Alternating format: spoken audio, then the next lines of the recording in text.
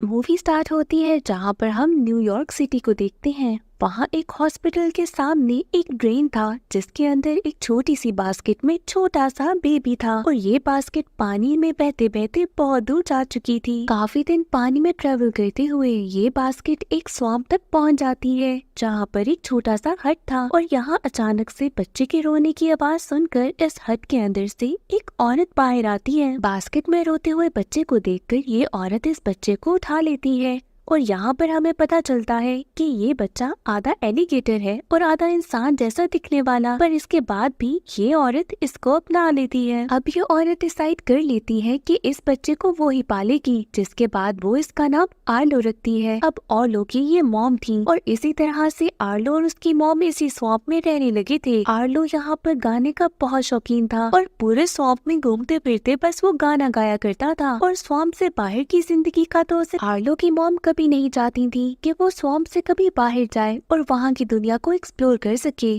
पर आर्लो को बहुत शौक था कि वो बाहर की दुनिया को देखे। अब एक दिन आर्लो की मॉम उसे कहती है कि बाहर से खाने को कुछ ढूंढ के लेकर आओ। आर्लो इसी तरह से स्वैम्प में बाहर निकल जाता है और गाना गाते हुए खाना ढूंढने लगता है। आर्लो के यहाँ पर बहुत सारे फ्रेंड्स भी थे जो कि डिफरेंट किस्म के एनिमल्स थे और इसी तरह आर्लो उनके साथ एंजॉय करते हुए गाना गा रहा था और इसी तरह से उसे शान नहीं रहा और वो स्वैम्प से काफी दूर चला गया था। यहाँ आर्लो के सामने एक बहुत बड़ी सी शिप आती है जिस पर बहुत डिफरेंट किस्म के लोग थे और ये सब बहुत ज्यादा एंजॉय कर रहे थे। आर्लो इन सबको देखकर भी इमेजिन करने लगता है कि वो भी इन सब लोगों के साथ शिप पर है और इसी तरह से एंजॉय कर रहा है। आर्लो जो कि ख्वाबों में ही बस गाना गा रहा था। यहाँ शिप पर एक बच्चा आर्लो को देख लेता है और काफी ज्यादा शोर मचाता है कि उसने एक अजीब सा इंसानों जैसा क्रोकोडाइल देखा, पर कोई भी उसकी बात पर यकीन नहीं करता। आर्लो ये सब देखते साथ ही वहाँ से भाग जाता। घबराने के बाद आर्लो कुछ खाने को ढूंढता है और उसके बाद वो खाना लेकर घर वापस जाता है, जहाँ पर उसकी शक्ल देखकर ही आर्लो की मॉम को समझ आ गया था कि गड़बड़ जरूर है। वो आर्लो से पूछती है कि क्या हुआ, पर आर्लो उसे कुछ बताता नहीं और ना ही ये जिक्र करता है कि उसने शिप में लोगों को देखा। पर आर्लो की मॉम समझ जाती है और इसके बाद वो आर्लो को घर के अंदर लेकर जाती है, जहाँ पर वो आर्लो को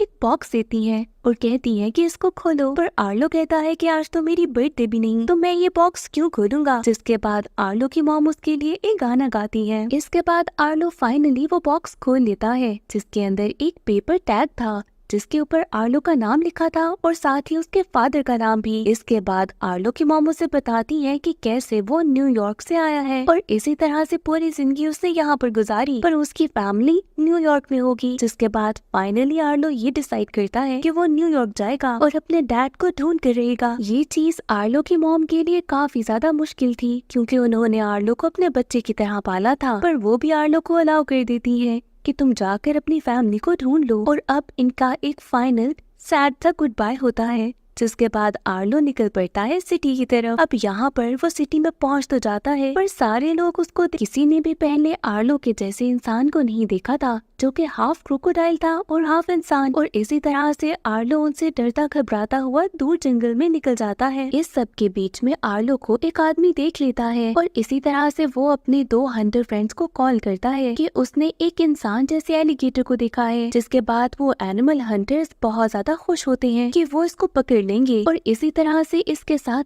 बहुत ज्यादा पैसा कमा लेंगे। अब ये सारे एनिमल हंटर्स निकल पड़ते हैं आर्लो को ढूंढने के लिए और इसी तरह से आर्लो की लोकेशन तक पहुंच भी जाते हैं। आर्लो इन सब से भाग रहा था पर आखिरकार वो पकड़े जाने वाला था, पर यहाँ पर आके उसकी मदद करती है एक लड़की जिसका नाम बर्टी था। आर्लो और बर्टी उन एनिमल हंटर से बचकर एक ट्रेन पर चढ़ जाते हैं, जिसके बाद वो पूरे रास्ते अब बर्टी को अपनी स्टोरी सुनाता है कि कैसे वो न्यूयॉर्क सिटी में अपने डैड को ढूंढने के लिए आया है। और इसके साथ ही वो बर्टी से कहता है कि तुम भी मेरे साथ न्यूयॉर्क चलो। वो एनिमल हंटर्स भी हार नहीं माने थे, वो भी इनको फॉलो कर रहे थे और इस दफा वो अकेले नहीं आए थे क्योंकि उन्होंने बर्टी को देख लिया था जो कि एक काफी हेल्दी लड़की थी, इसलिए वो अपनी मदद करने के लिए एक बड़े से मॉन्स्टर को अपने साथ लेकर आए थे। अब इसके बाद बर्टी और आर्लो एक फार्म हाउस में पहुंच जाती है, जहाँ पर वो सोचती है कि थोड़ी देर रेस्ट कर लेंगी, पर उनके नसीब में रेस्ट करना काफी मुश्किलों से बर्टी और आर्लो यहाँ पर भी उनसे अपना पीछा छुड़वा कर भाग जाते हैं। और नेक्स्ट ये लोग पहुँचते हैं एक रेसलिंग क्लब में, जहाँ पर जाने के बाद ये देखते हैं कि कुछ लोगों के बीच में लड़ाई हो रही है। यहाँ फाइट के बीच में एक छोटा सा आदमी आता है, जो कि यहाँ अपने दोस्त के साथ सारे लोगों का पैसा लेकर भागने लगता है। बर्टी और आर्लो भी इनके साथ ही भागने लगते हैं, जिसके बाद ये सारे लोग प्लान करते हैं कि आर्लो को तो छोड़ देंगे न्यूयॉर्क, पर इससे पहले इनको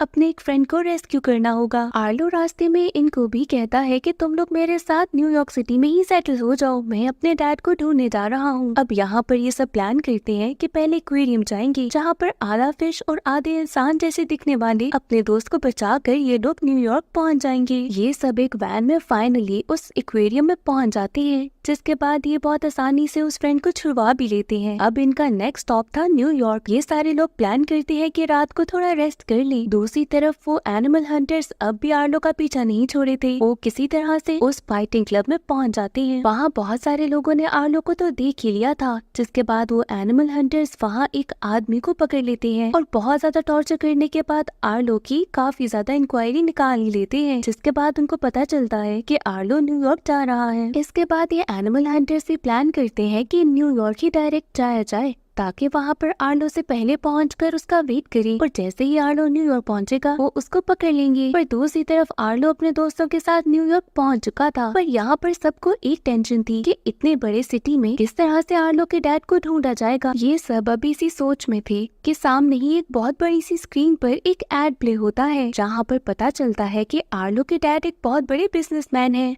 और ये उनका ही एड है। जिसके बाद ये सब फ्रेंड्स मिलकर प्लान करते हैं कि आर्लो के डैड का एड्रेस किसी तरह से ढूंढा जाए, जिसके बाद ये आर्लो को उसके डैड तक पहुंचा देते हैं। उस एड्रेस तक पहुंचने के बाद आर्लो अपने सारे दोस्तों से कहता है कि बिल्डिंग में अंदर साथ चले, पर बाकी सारे फ्रेंड्स आर्लो से कहते हैं कि ये उसका अपना सफर है, और इसी तरह से वो आर्लो को बाय कहकर चले जाते हैं। अब आर्लो खुद ही एंटर करता है इस बिल्डिंग में, जहाँ पर उसका सामना होता है अपने डैड से। आर्लो अपने डैड को बताता है कि वो उनका बेटा है और कैसे इतने टाइम से अपने डैड को ढूंढने की कोशिश कर रहा था, पर यहाँ पर तो उसके डैड साफ साफ इनकार कर देते हैं कि आर्लो उनका बेटा नहीं, जिसको सुनकर आर्लो बहुत ज्यादा उदास होता है। आर्लो को उदास देखकर उसके डैड कहते हैं कि मैं तुम्हें अपने एक बिजनेस प्रोजेक्ट के बारे में बताता हूँ। वो चाह रहे थे कि आर्लो का माइंड थोड़ा डाइवर्ट हो जाए, जिसके बाद वो सी शोर पर बनने वाली एक कंस्ट्रक्शन के बारे में आर्लो को एक्सप्लेन करते हैं, और साथ ही उसे कुछ नए कपड़े भी पहनाते हैं, जो की एक अलग किस्म का डिस्गाइज था। इसके बाद वो आर्लो के साथ गाना भी गाते हैं और डांस भी करते हैं, और अब इस सब के बाद वो आर्लो से कहते हैं कि अब उसे यहाँ से चले जाना चाहिए। इसके बाद आर्लो को वहाँ से जाना ही था। अब वो इस बिल्डिंग से बाहर निकलता है और उसे समझ नहीं आती कि अब उसे कहाँ जाना होगा। वो जगह जगह भटक रहा था, जिसके बाद वो आखिर में दोबारा से एक सीवरेज लाइन में चला जाता है और बहता बहता काफी दूर निकल जाता है। आर्लो बहुत ज्यादा रो भी रहा था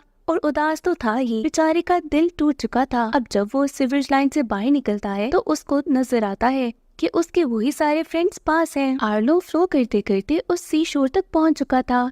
ये वही जगह थी जहाँ पर उसके डैड का नया प्रोजेक्ट होने वाला था। यहाँ बर्टी आर्लो से कहती है कि तुम्हें उदास होने की कोई जरूरत नहीं। अब इतनी देर में इनके पास उड़ता हुआ एक पॉम्फलेट आता है, जिसमें एक आने वाले फंक्शन के बारे में लिखा था। ये उसी जगह का पॉम्फलेट था जिसकी इनॉग्रेशन होने वाली थी। अब बर्टी और बाकी सारे दोस्त आर्लो से कहते हैं कि तुम्हें हार नहीं माननी चाहिए और एक बार फिर से अपने डैड को एक्सप्लेन करने की जरूरत है। आर्लो और उसके सारे दोस्त अब उस फंक्शन वाली साइट पर पहुँच जाते हैं, जहाँ पर बहुत सारे लोग भी थे और उसके डैड भी वहाँ पर ही थे। अब ये बैक स्टेज से किसी तरीके से उस जगह पर पहुँच जाते हैं, और साथ ही हम देखते हैं कि वो एनिमल हंटर्स भी यहाँ पर पहुँच चुके थे और आर्लो को पकड़ने की फुल कोशिश में थे। आर्लो अपने डैड को देखता है और कोशिश करता है कि उनसे बात करे, बट वो आर्लो की कोई बात सुनने को रेडी नहीं थे। जिसके बाद वो स्टेज पर जाते हैं और वहाँ पर जितने भी लोग मौजूद थे उनसे स्पीच करने लगते हैं और उनको एक्सप्लेन करने लगते हैं अपने न्यू प्रोजेक्ट के बारे में। आर्लो फिर से काफी सैड होता है, जिसके बाद बर्टी उसे आइडिया देती है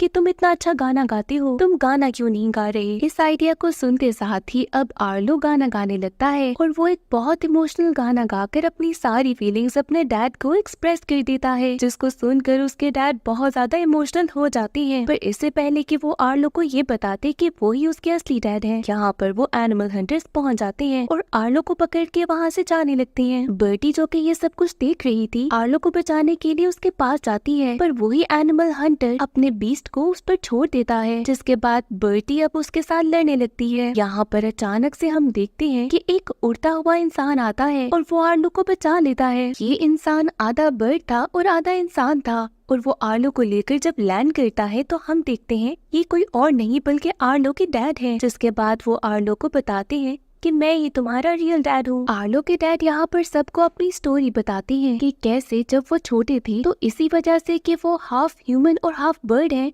उनका बहुत ज्यादा मजाक उड़ाया जाता था और कोई भी उनको एक्सेप्ट नहीं कर रहा था। जिसके बाद उन्होंने ये डिसाइड किया था कि एक दिन वो बहुत बड़े आदमी बनेंगे और अपने बिजनेस से लोगों को इन्फ्लुएंस करेंगे, और इसीलिए उन्होंने अपनी आइडेंटिटी को भी छुपा दिया था। और जब उनका बेटा हुआ जो कि हाफ एलिगेटर और हाफ ह्यूमन था, वो नहीं चाहते थे कि आर्लो की वजह से उनकी आइडेंटिटी लोगों के सामने आए, इसी वजह से उन्होंने आर्लो को भी खुद से अलग कर दिया था। अब आर्लो के डैड उससे सॉरी कहते हैं और बताते हैं कि तुम मेरे साथ चल सकते हो। जिसके बाद आर्लो खुश होता है और डिसाइड करता है कि वो अपने दोस्तों को छोड़ना नहीं चाहता और वो उनके साथ ही रहना चाहेगा। जिसके बाद आर्लो के डैड उनको कहते हैं कि वो इस सी शोर के पास जगह के ऊपर रह सकते हैं। आर्लो अपने दोस्तों के साथ यहाँ पर ही अब जिंदगी गुजार रहा था। एंड पे हम देखते हैं कि आर्लो अपनी स्टेप मॉम को एक लेटर लिखता है, जहाँ पर वो एक्सप्लेन करता है कि कैसे उसने अपने डैड को ढूंढ लिया है और वो यहाँ सी शोर पे बहुत सारे दोस्तों के साथ रह रहा है और वो बहुत खुश है। जिसके साथ मूवी एंड हो जाती है।